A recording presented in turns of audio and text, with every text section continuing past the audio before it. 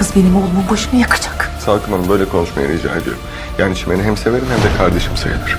Eski karının kız kardeşi tabii. Kızılcık Şerbeti dizisi yeni bölümde fırtınalar dinmek bilmiyor.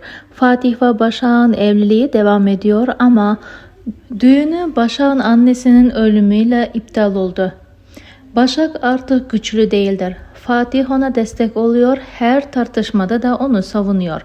Bu durumdan Başak etkileniyor ve onun kalbinde aşk kıvılcımları açılmaya başladı. Fakat Başak'ı kıskandıran şey Fatih'in geçmişinden kopmadığıdır. Bu Başak'ı rahatsız ediyor.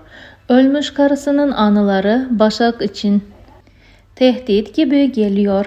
Bastırılan kıskançlık öfkeye dönüşüyor. Sert davranışlar ve tartışmalar yaşanıyor.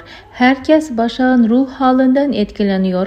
Evde huzur kalmamıştır. Salkım ve Kıvılcım arasında gerilim yükseliyor. Çimen ve Emir de sonunda bu durumdan etkileniyor.